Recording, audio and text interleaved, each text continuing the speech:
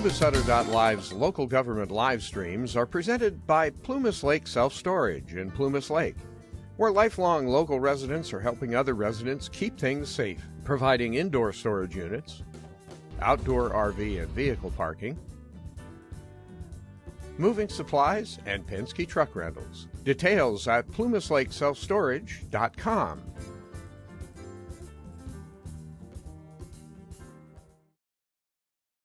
On this agenda, when your item is called, the board clerk will announce your opportunity to address the board. Comments should be limited to 3 minutes per speaker. Items not appearing on this agenda. Members of the public may address the board on any matter within the board's jurisdiction that does not appear on the posted agenda.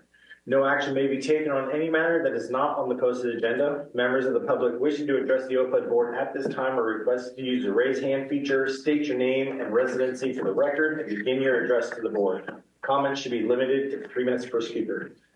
We have one member of the public present. Okay. Any hands raised? No. Okay.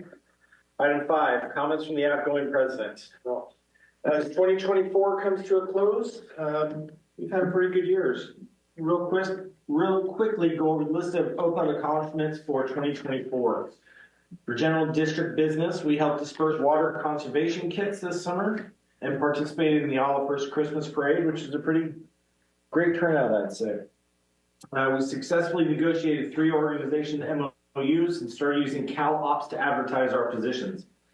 We've expanded our OPUD staffing and established and filled new wastewater collection system maintenance operator 1 position and added a new account clerk position. For parks, we accepted newly constructed Dry Creek Park.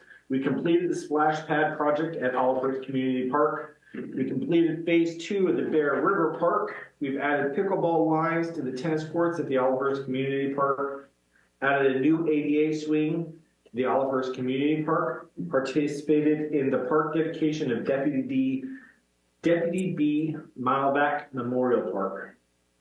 For our pool, we participated in our pool water safety day and had a very successful 2024 season. For our fire department, we took possession of 2 new fire engines. Within our wastewater department, we made needed repairs to the wastewater treatment plant, and we entered into a contract to rehabilitation project for the lift station at River Oaks and Zanes in Plumas Lake. For our water department, we completed the meter installation project. And for our district service expansion, we completed annexations of areas 13 and 14. Any comments from the board? Okay, so we're going to go ahead and move on to item 6, election of officers of the board. So start with president of the board. I'd like to open nominations for president of the board. I'll nominate Director Flott. I will second that. And we'll go ahead and close nominations. You can take a vote. All right. Let's see. Hold on. Let me write this down. Director Burbank? Yes. Director Flo? Yes. Director Nelson? Yes. Director Pratt? Yes. Motion carries. Director Flo is the new president of the board. I'd like to transfer the gavel to Director Flo. All right, I guess we got a flip spot. Okay. Which seats? All right. Cheers, Nora. Director Flott, not to bring the Skittles and see. Do it. They'll be awake for 3 days. Yeah. Those checks are ready to, no, thank you. Do I get to sign this stuff? I think they're ready to go and sign them. Yeah. Yeah. Good. All right. Right. All right, so we'll move to item 3, Vice President of the Board, looking for nominations. I'll nominate Director Burbank. I will second. Have first and second, call roll. All right. Director Burbank? Yes. Director Nelson? Yes. Director Pratt? Yes. Director Flo? Yes. Motion carries. All approving in one hour. All right. This time we will close our election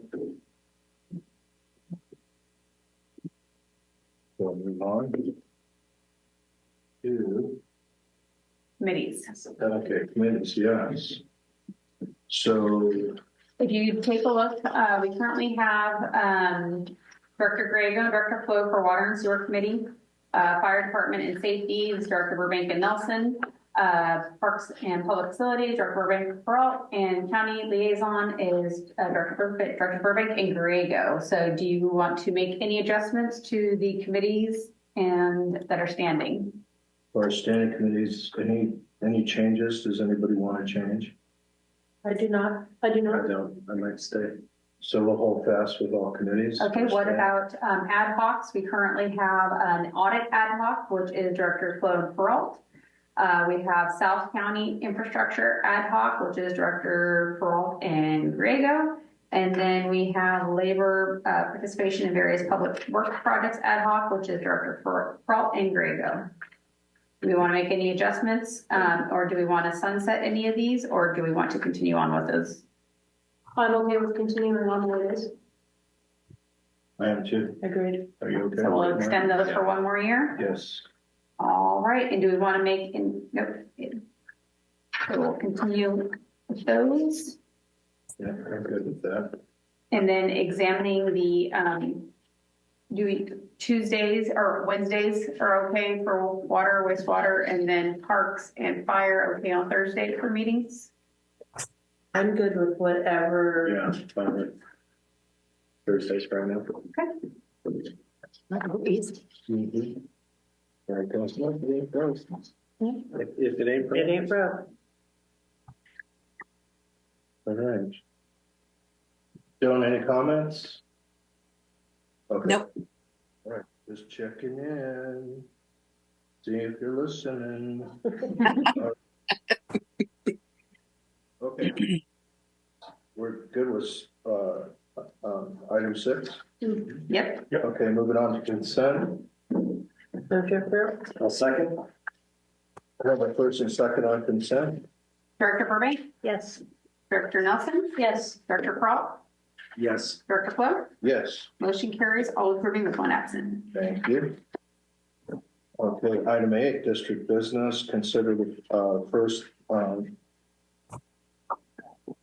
title only read the ordinance number 220 ordinance for dissolving North Plumas Lake Community Facilities District 2005-1 Wheeler Ranch.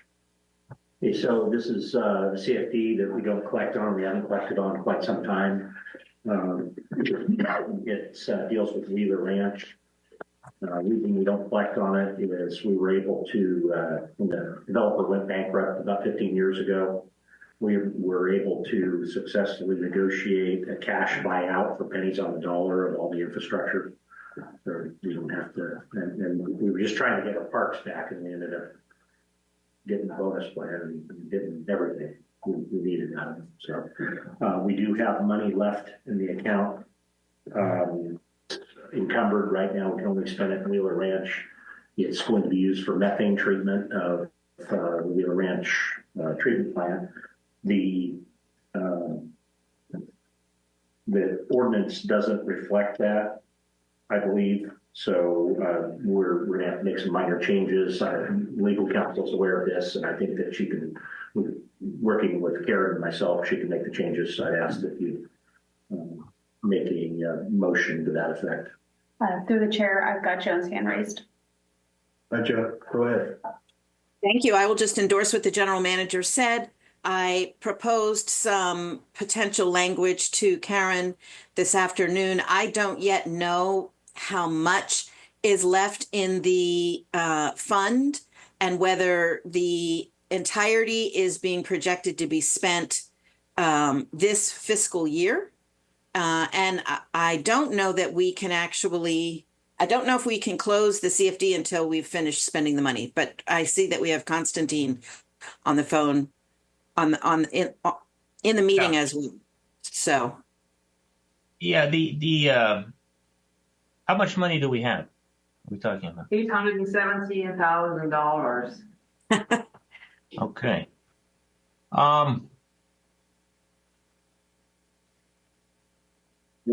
The assets, the money is held by Olivehurst Public Utility District for these purposes that the CFD was created to finance. Correct. So as long as you don't have a need to levy the tax anymore, and there's never been any bonds issued, dissolving the CFD is appropriate as long as you still earmark those dollars to still be used for what the CFD was initially created to do. So that's the way I would approach it. Alternatively, you can keep this thing going until you draw down your money, but it seems like you got an awful lot. So I don't know how long what's the plan to spend that down? Yeah. So my proposed language would be to say there's currently 800 and whatever thousand money funds on hand in the CFD 2005-1 fund. The entirety of these funds are encumbered for use in the current fiscal year to fund the Wheeler Ranch methane project and will not be used for any uses not within the CFD 2005-1 authority. I think that's appropriate. Okay. Yeah, I agree with that. I will send that to staff. Super. So, Joan, Yes. there is a clause that says CFD 2005-1 owns no funds. Yes, that's the clause we're going to replace with this That's what language. we're removing?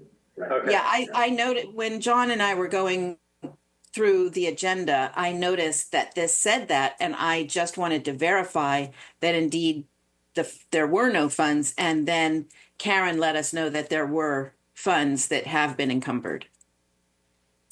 Through the chair, Sworn has his hand raised. Yeah, the only I'd like to say on that is the goal would be to get it all used within this fiscal year, but it obviously may overlap. So just that's the only thing that I'd noticed based on what was just commented. The goal is to use it up by this fiscal year. Obviously, we need to bid it out, and the contractor, all the work to do that may take maybe a year or plus.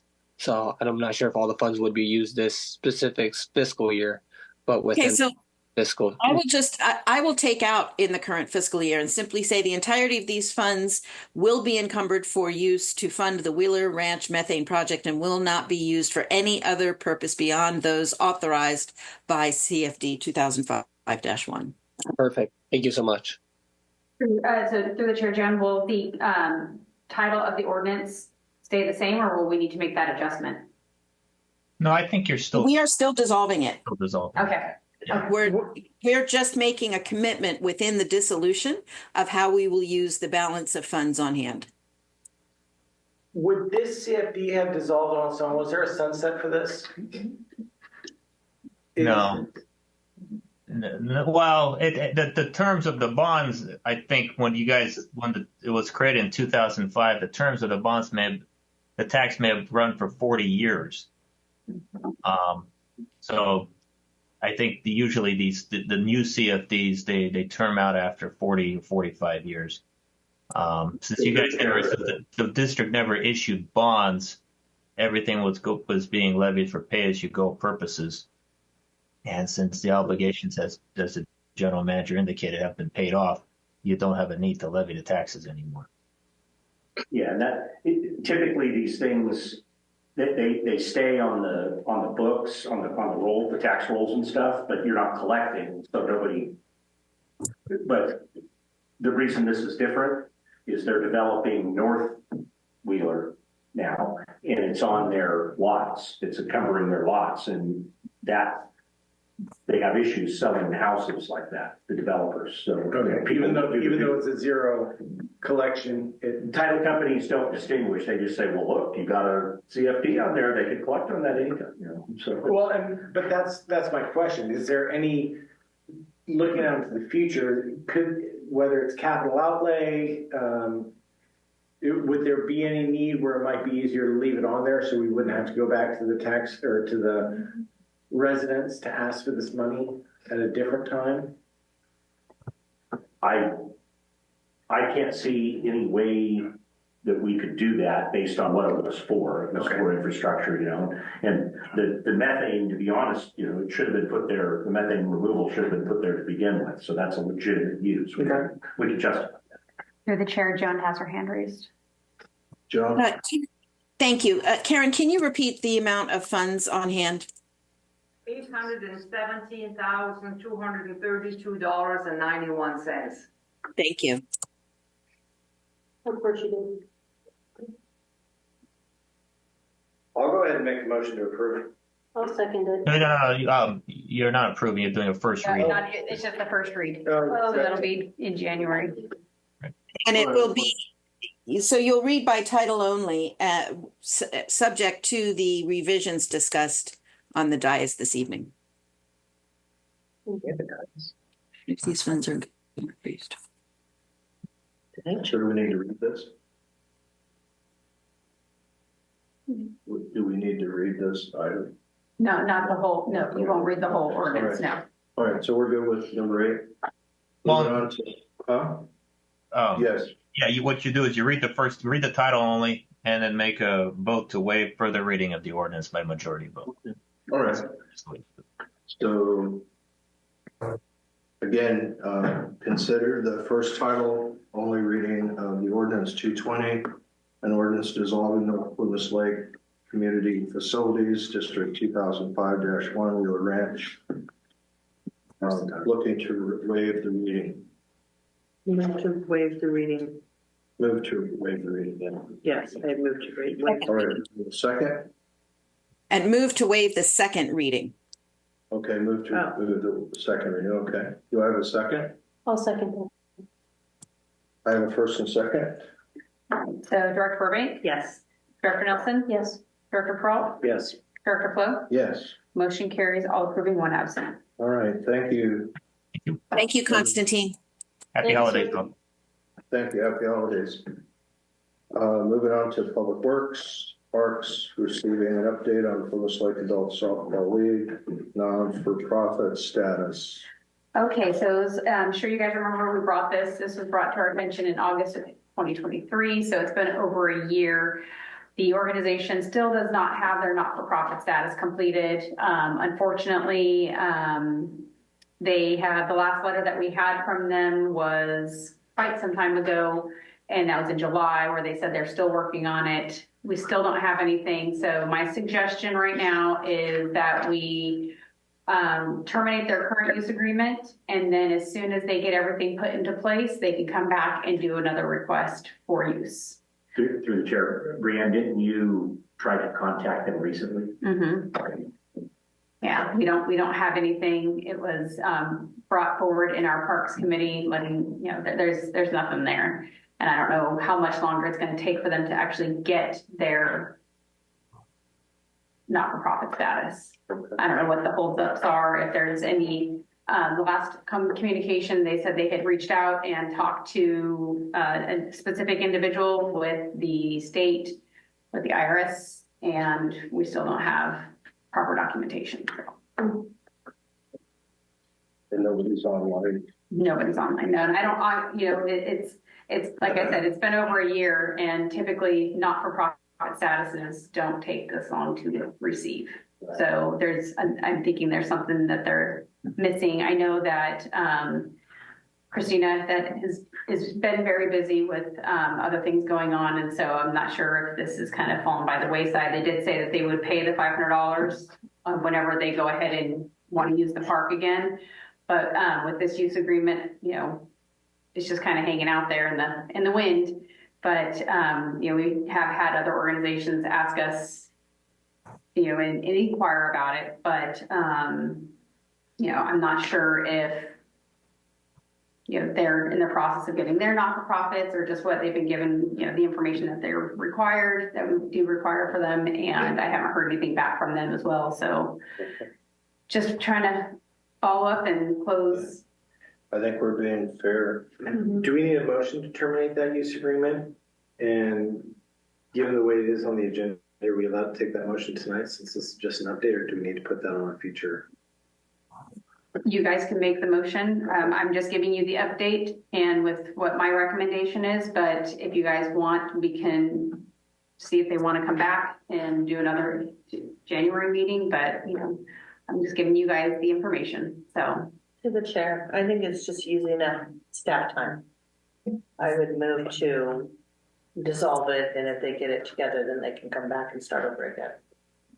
I'll second that motion. So the issue, pardon me, through the chair, I think what Director Peralt was pointing out is that this is not noticed for action. It's to receive an update. Oh, no, it does say entertain motions and take roll as appropriate. So that's fine. I think you can take a motion. Okay. So I have a first, second. Please call roll. All right, Director Burbank, Yes. Director Nelson, Yes. Director Peralt, Yes. Director Flo. Yes. The motion carries, all approving with one absent. All right, 9.2, consider approving the proposed changes to the youth center building lease agreement and usage rental fee. So we had, the current use agreement says $25 per day that the building is used, plus a cost share of utilities. So mainly being PG&E. Karen and I kind of sat down and talked, and it's very difficult to parcel out the PG&E bills, and it takes a lot of staff time. And so when you start including Karen's time to do so, it gets costly. So she and I kind of sat down, she did a review of the PG&E numbers, and we calculated in water, wastewater, garbage, internet, and so forth, and came with the determination that $35 flat fee per day should be sufficient. Now, in the event that OPUD, you know, in the event that we do an update to the facility, we could then look at updating the cost, right? The daily usage fee. That being said, also, we put a condition in there too, that if they leave the AC on, the lights on, the heater on, anything along those lines that would cause the PG&E bill to spike, that they would then be responsible for said spike. And that's in the agreement as well. Through the chair, do we have any groups that are using it on a regular basis now for the $25 fee? Right now, no. Okay. We had we have one of the cheer groups, and they they are aware that because you know they are paying the $25 plus the share cost of utilities, and I said, well, let's go ahead and see what the board comes up to, and then see if we can make it a daily use fee instead of trying to decipher PG&E costs. I see. This would make it easier on everybody, them and you guys. Yes. Okay. Would this be something if two groups are using it on the same day, do we split it between the two, or do they each pay 35?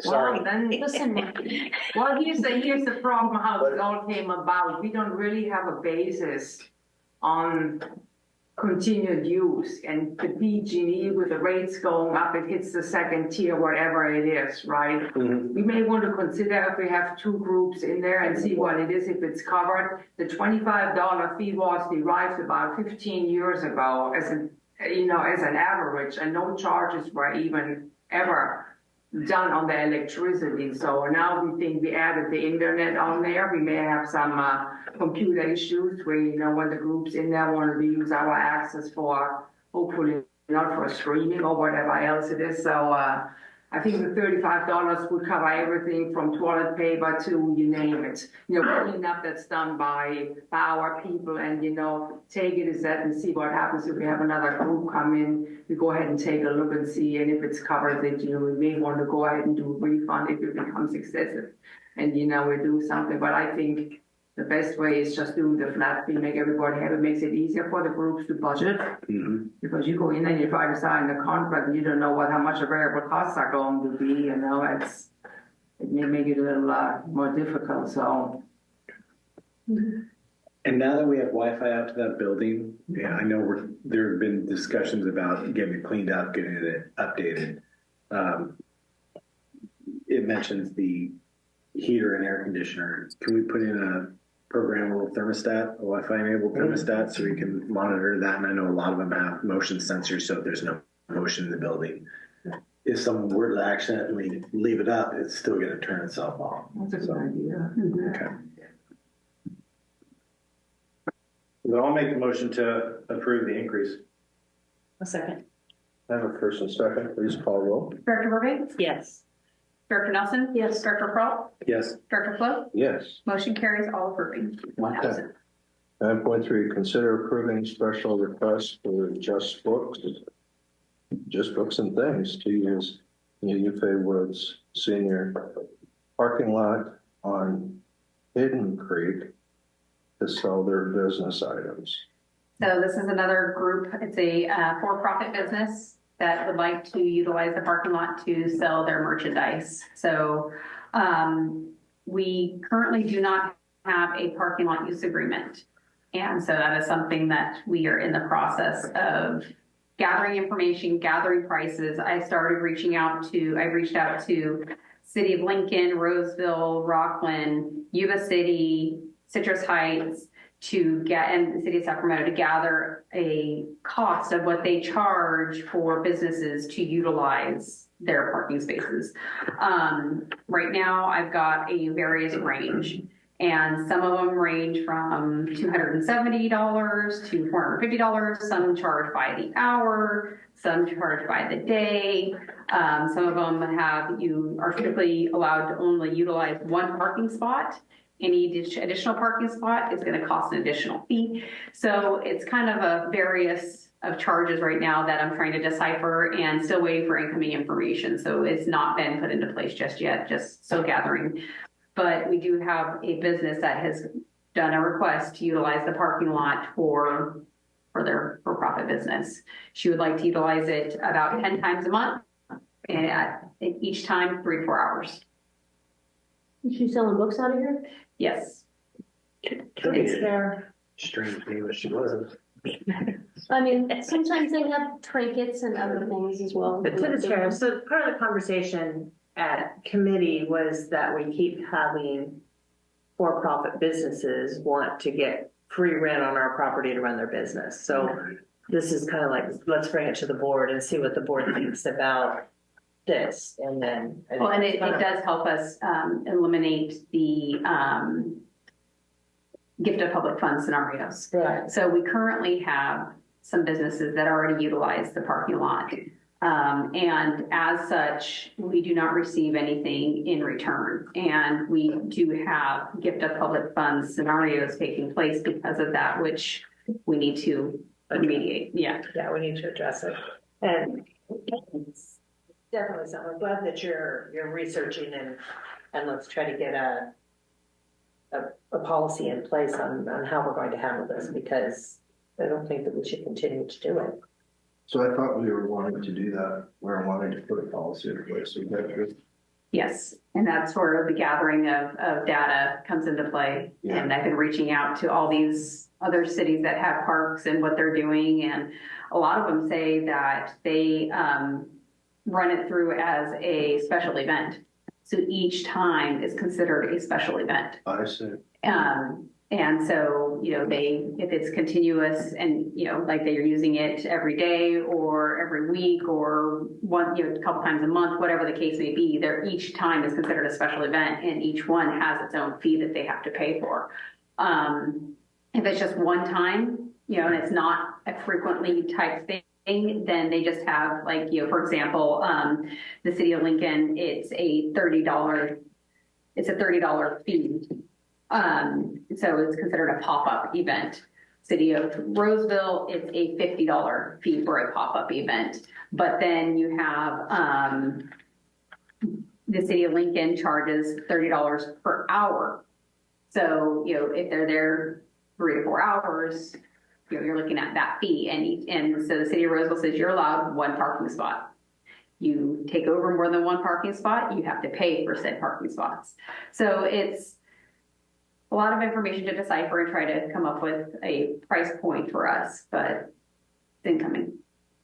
And I think too, it's insurance, what they're, depending on what they're doing. I remember us having a conversation about food trucks out there selling without having permits or whatever. And my concern this too, we start having people at pop-up events, then just other people just pop up and show up and then kind of make themselves at home. So, you know, so it's hard to know how would we monitor this, you know, who would monitor it?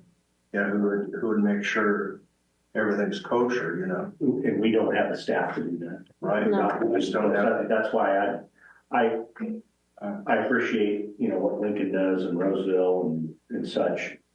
I think we should look at their pricing but not necessarily follow that. I'd like to keep this as simple as possible. You know, we need to take baby steps here where we have nothing now. It's a wild, wild west out there. Right. And we're going to get something. Right. And you know, we start off. You know, the question is tonight, though, is what do we do about this lady that wants to, you know, we've got a person out there with a food truck that basically uses it for free and has been for a long time. And she's asking to use it. I mean, my take on it would be to give her temporary use for the next couple of months and tell her, hey, it's coming where there's going to be a fee for this. We're not there yet. As well. What? And let the other one know as well that Correct. we're changing policy. Yeah, to be fair to everybody. Yeah. Hey, Joe, I know gift of public funds, we need to tread lightly on that, but at what point in time do we say it brings a public benefit? And do we make the determination on whether it brings a benefit to the community and we can weigh those?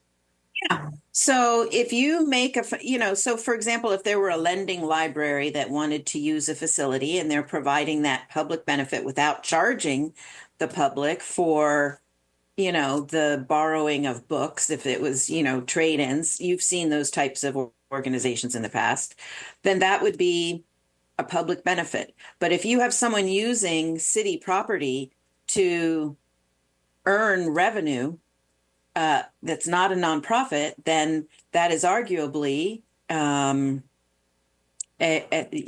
use of public funds for private profit. Well, to the chair, so I would think that, say, we get this policy in place and then we have somebody that wants to come do a blood drive. That one may be one that is public benefit. They're Yes. not making a profit on something like that we maybe could waive a fee for them to do that because of the public benefit. But I think Agreed. And they ostensibly would not charge anything more than what it costs them in equipment and personnel to draw the blood.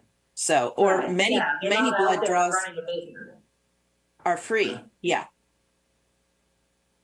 So I think I would tend to agree with John because we already have the other one out there, that we maybe approve this one for now, but let them know that we have a policy coming that we're not going to allow it. And then we also make a trip over to the other one and let them know.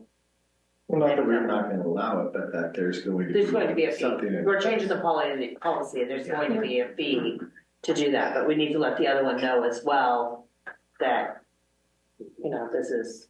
Will we revisit it in the near future? We have a policy coming, so beware. So who's working on the policy? Okay. All right, so Well, I'm assuming the board clerk is going to send me a draft and then I'm happy to refine it. Yes. Sounds good.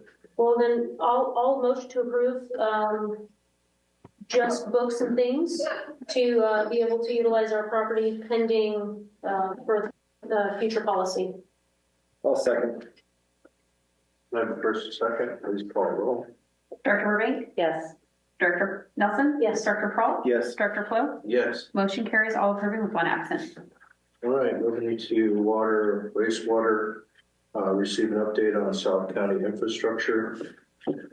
Not much to update at this time. We're working through the grants, the state, SRF for $30 million, the two $20 million grants from EPA, and then a few EDA grants. So those have not been submitted yet. We're working on that.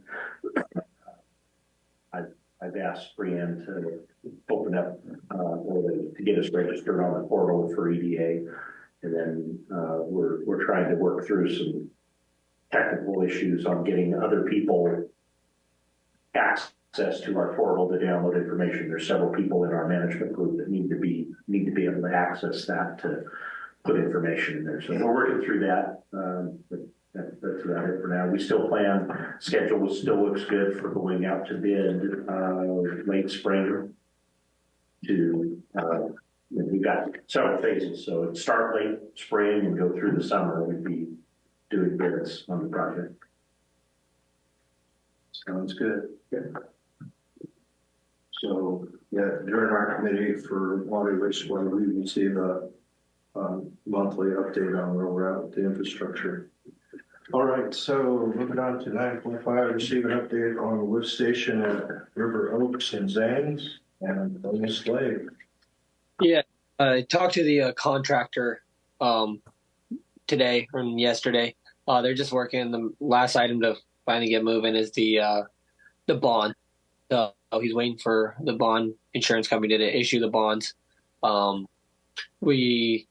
Another item is we're trying to make sure it's clear for our staff and their staff to go in to assess. So we're trying to get the proper blowers or the contractors as well to make sure it's safe for personnel to get in. So we're making sure the proper equipment is being vetted so that can be done for personnel to be getting in. The other thing is we're currently also coordinating with the county plus RD 784 because of how deep we are currently going to be going, digging down, which could be, it's going to be as deep as 30 feet, 20 to 30 feet. We need to have watering wells. So we're coordinating with the county on, because initially the water is going to be coming out dirty. So they want the turbidity level, which is known as how clear the water is, to be at a certain level. So we got to coordinate with RD 784 to see if we can first release it across the street into their canal before it's clear enough that we can put it directly into the stormwater system. So myself, the contractor, and the proper agencies are going through that and how that'll look while still coordinating rain when that occurs, because these dewatering wells will be on for a couple weeks to a month potentially, based on how far they're going to be digging down and the proper trenching equipment. So once we get all the final bonds and that item coordinated with the county and RD 784, we'll have a schedule on when all the work can be properly done and this job completed. Thank you. You're looking very festive in that sweater there that you got there. Christmas sweater. All right. Thank you for taking care of this and all your hard work on this. Sure appreciate it. Yep. Good job well done. Okay, moving on to 9.6. Consider approving requests for Pacific West Builders, PWB, for occupancy of the River Oaks apartments prior to on-site electrical at the lift station, which OPUD will not take possession of without. Okay, so this was something we discussed at last board meeting. The board directed me to negotiate with these folks and until I was comfortable with. So I gave them a list of items. Most importantly on my list was a letter from PG&E stating that they would be out to the site on or about the 23rd of January to install electricity. I was very surprised that they were able to get that because usually PG&E won't go there. Did they forge it? I don't think so. No, because I never took them that came from PG&E. So it's they did everything that they were supposed to do. Great. Also, with the timing, I think there's going to be very few people in there before the electricity. It's going to take a while to get the occupancy permit from the county if you approve this tonight. And then by the time you get through the holidays, and they said they could only do like 2 or 3 families a week because of the paperwork. When all is said and done, there's probably not going to be very many people in there. I don't see having to pump this thing more than a couple of times before PG&E provides the power. So I think the risk, there's always risk, but I think it's mitigated sufficiently. So I would recommend that we go ahead and approve it. And through Just a second, John. Joe? Thank you. One of the document, Swornjeet kindly forwarded to me one of the documents from the developer. It's an indemnity agreement. I had a minor revision that I would like to make to one of the provisions in the indemnity agreement. So I'm going to read it to you and then I will send it to Sworn. Under the clause where they agree to indemnify the district, they just have the indemnitor will indemnify. I would like to add the language that says the indemnitor will indemnify, defend with counsel acceptable to indemnity, and hold harmless indemnity against any and all liability, loss, et cetera, et cetera. So I just want to add that's a very common phrase in indemnification clauses, and it ensures that we are involved in our own defense should any claims be made against us. Sounds good. Yes, when you send that update over, I will have send that over to Brandon's team where they update that. Yeah, so it's fine with me this evening if it's the board's choice to approve moving forward, subject to the, to the developer accepting this revised provision.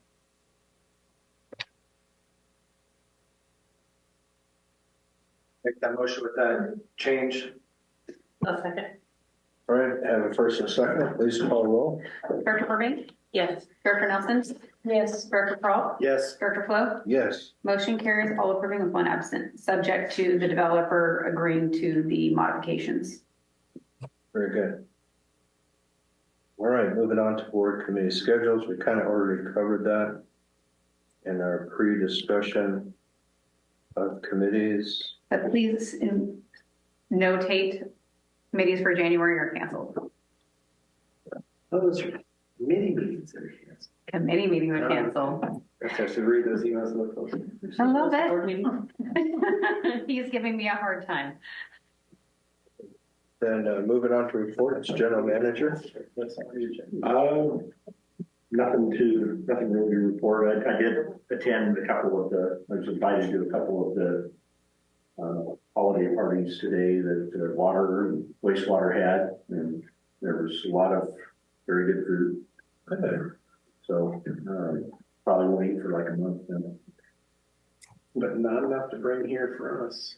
Well, No, there was quite enough to bring here. It probably wouldn't be very good after sitting there. well, we see Mayor Jane's busy making our pies right now, so.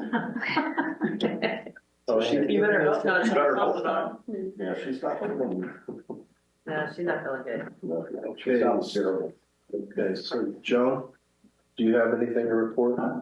Yes, thank you. At the beginning of last year, CARB from California handed down some mandates for city and county and other public agencies with diesel fleets, who hire vendors with diesel fleets to meet certain requirements. Those requirements have now been extended to special districts. So the CARB mandates and exemptions are now in effect for special district fleets. So I don't know if the district has any diesel motors in any of its equipment, and or if it hires any contractors who do. But now, as a part of any bids, you have to require the contractor to provide you a certificate that they are in compliance with these CARB requirements. So I will forward the requirements to John and to Swornjeet. We prepared an overview of requirements for our other public agencies, so I'll forward them to them. The And chair has his hand raised. Yeah, John, I think we updated our bids when we had you and Max updated. oh, you did? The CARB certificate's already required. Okay. Yeah. Awesome. The new ladder truck's electric, right? The new ladder truck is electric? It's not diesel. No, but it's all the vehicles that we bought recently meet the tier. I think it's tier 4 now. Clean air, clean idle. They're all. So the new requirements have to do with drayage truck with class 7, 8 on-road trucks, and starting and also 50% of new medium-duty and heavy-duty vehicle purchases are ZEVs or opt into the milestone option. So zero emission vehicles. So I don't know whether, I know that our policy sworn does not address zero emission vehicles, which is the new component of this statute. So Joan, are Local we moving? agencies with 10 or fewer trucks are exempt from ZEV purchase requirements until 2027. I see. So Joan, are we moving toward the Flintstone vehicles? I swear, you know, I know that California, I'm going to put my political hat on for a moment. I know that California really urgently wants to move towards zero emission vehicles, but they have to make sure that they have done the groundwork to accommodate this. And one of the challenges is the disposal of the electric equipment that powers these vehicles. So anyway, step by step, we're going to follow what's required by the law. Right. Okay, well, thank you for the update, Joan. Yeah. Anything else? That's it for me. All right, thank you. Directors? I want to just give a thanks to OPUD Fire, Olivehurst Fire, and Alan, because they did such a fantastic job with the parade. It was really, really well done, very efficient, and it looked like the community on a day when we thought we were going to get rained out ended up being wonderful. So good job to them. It was fun. I would like to add on to that OPUD actually showed up for the parade this year, and it was amazing. Thank you. I never had, when I was running it, they were never there.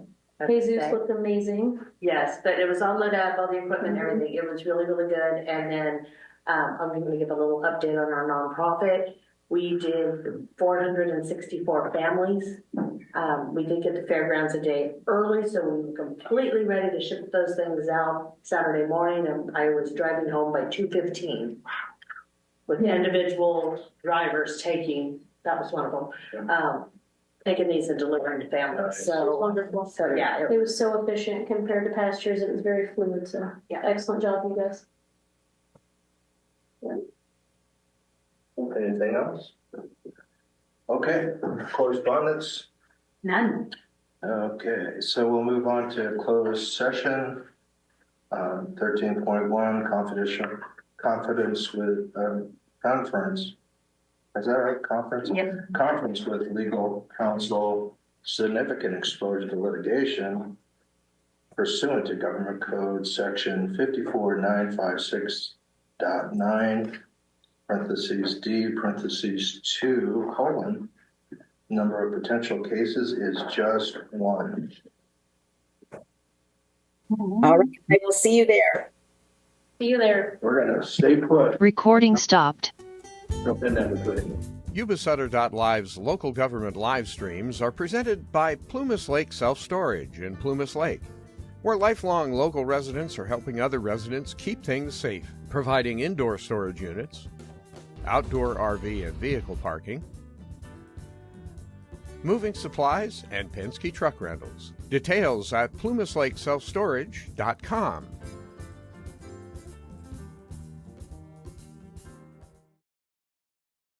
In Yuba County, there's a legendary diner. Oh, it looks delicious. Oh my gosh, thank you so much. Where the parking lot tells a story. A story as simple as biscuits and gravy. The food is good. The prices are wonderful. My dad has so many friends here that come here, and it's my dad and mom have known Mary Jane and her dad before Duke.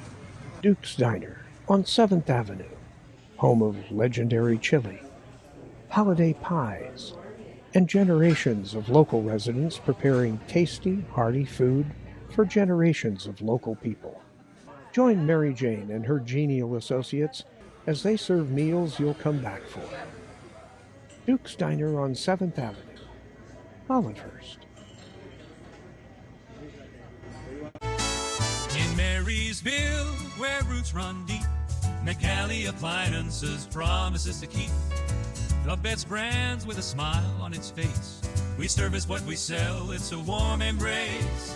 Competitive pricing you can't ignore. With every purchase you'll love it more. From fridges to washers, all in a line. We install with care to make it shine. Major brands, trusted and true. McNally Appliances is here for you. Oh, McNally, we're your first choice.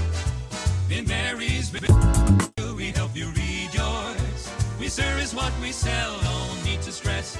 At McNally Appliances, we're simply the best. Our promise stands, we'll always be here. McNally Appliances, bringing you cheer. McNally Appliances, 119 D Street, Marysville. McNallyAppliances.com.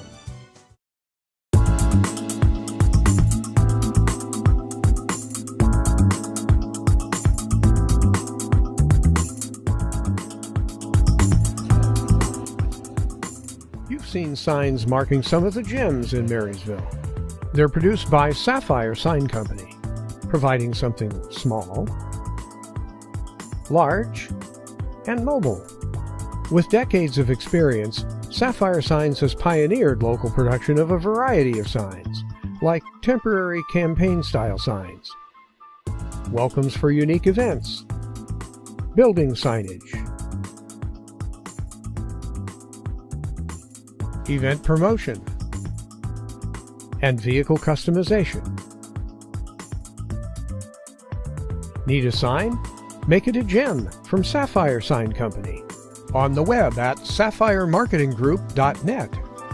Sapphire. Hi, I'm Neil Goforth of Comfort Keepers of Yuba, Sutter, and Nevada counties. Caring for elders or even yourself has challenges. Comfort Keepers of Yuba, Sutter, and Nevada counties can help you address today's issues and plan for tomorrow with in-home and specialized care for you or your family members. Call us at 530-749-8800. Comfort Keepers of Yuba, Sutter, and Nevada counties. There's more Christmas to come on Yuba-Sutter.live. We're going all over Yuba-Sutter, catching a number of Christmas celebrations in the act of happening.